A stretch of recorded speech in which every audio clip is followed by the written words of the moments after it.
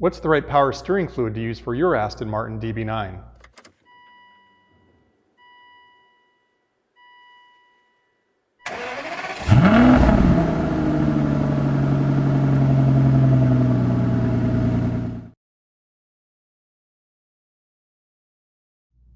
In this episode of Aston1936.com, I'm going to be talking about the power steering fluid used in an Aston Martin DB9 like this, and pretty much it also applies to all the other Gaydon era cars like the Vantage, the Vanquish, the DBS.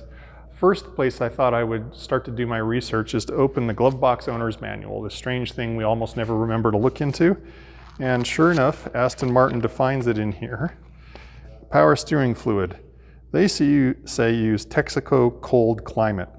Then I went and I pulled up the official Aston Martin Workshop manual that the technicians will use, and it also says use Texaco cold climate. But there's a twist in this story. Along the way, Aston Martin realized that the cars started to develop steering judder, kind of a feel when they were at idle, when they were cold. And what they realized was that the original fluid they specified, this Texaco cold climate, wasn't quite the right thing. Stay tuned, there's more to this story than just jumping out and buying the Texaco. So the next place I thought I would check was to talk to Mike from Bamford Rose in the UK. The Bamford Rose is a specialist Aston Martin service center in the UK. They work primarily on the Gaydon era cars. And Mike was a performance engineer for Aston Martin, has a tremendous amount of experience on these vehicles. So let's see what Mike thinks. Hi, Mike. I was just thinking about the power steering fluid in my 2005 DB9, and I was wondering what you use with your clients at Bamford Rose. Yeah, hi there, Steve. Yeah, we upgrade to the fluid that the past system was evolved to. So I should imagine, much like yourself, we're going to put the Pentosin in there. Yeah, and that's a bit of a, so this is the Pentosin. I was reading about that there was a known problem of steering judder, I guess at low speed, cold performance, where you get a real kind of jerky steering wheel. My car has that, and that's why I'm actually, I was researching the power steering fluid. So I guess the early cars had like a Texaco fluid that was different than the Pentosin. Yeah, it was different, and it is noticeable. I'm sure when you change fluid, you're going to notice immediately. It's just a lot more smoother. You probably picked up some sort of like cavitation type sound as well from the system. That fluid will alleviate that as well. So this is the Pentosin CHF 11S that they recommend now. There was actually a service bulletin to actually flush the car's power steering systems when put this in. They also talked about an additive called Lubrizol, I think, which I've tracked down a bottle of. So this is necessary when you're doing a flush. You put the two of these things together. But when you're just topping up, is it okay just to use the fluid itself? Yeah, for sure. Yeah. Is there a flush frequency then? I mean, obviously, if you're still running the Texaco, you want to get it flushed out to switch to the Pentosin. But is there a kind of a routine flush maintenance that you follow with your customers? The power steering fluid never followed the 10-year prescribed schedule. So it's not like coolant at year 5 and spark plugs at year 7. Unlike the coolant system, you're probably unlikely to have the power steering system apart. The pipe work, the steering rack, the pump itself, it's all pretty robust. We don't frequently change components related to the steering system. So I'd probably say that fluid would come under, say, a 10-year cycle, which doesn't necessarily mean to say that you have to change it every 10 years, but it's wise in good care and upkeep of a car to flush and renew fluids at intervals such as that. Mine's 16 years old. I think it's probably due, and that probably explains a little bit more about the judder.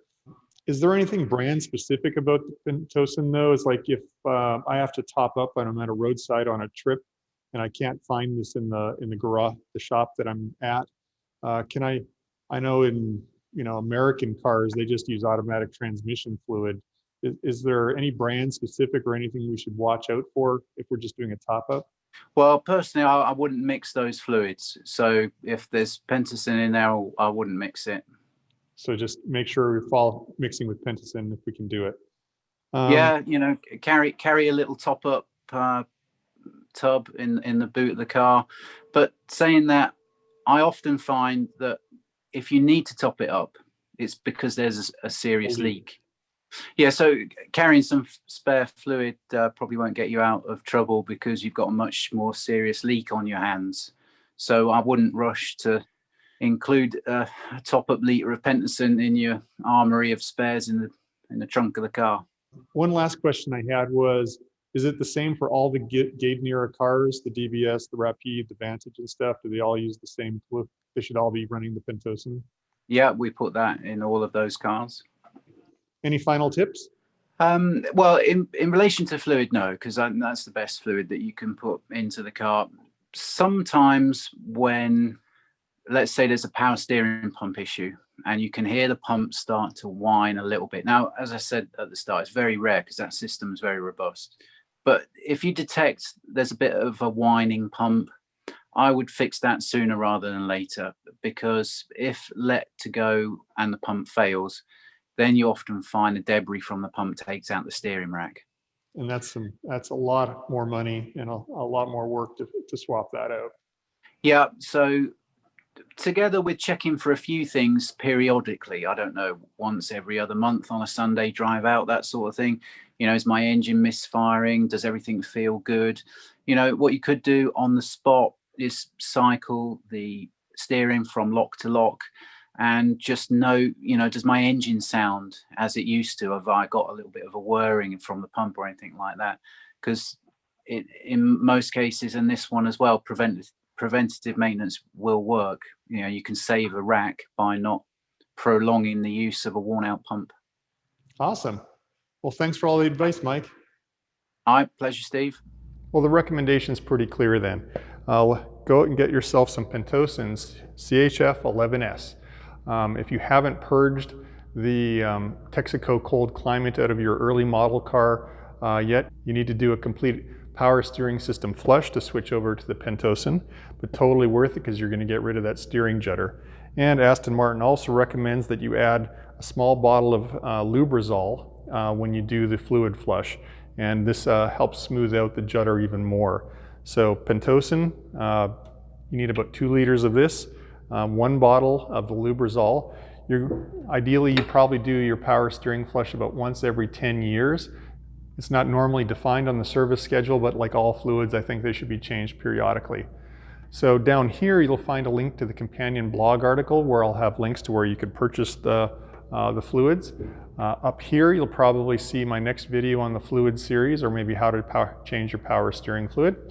Down here, if you like to get articles like these automatically, please go ahead and subscribe. And as always, I love to hear your comments. Please leave those down below. Thanks for watching.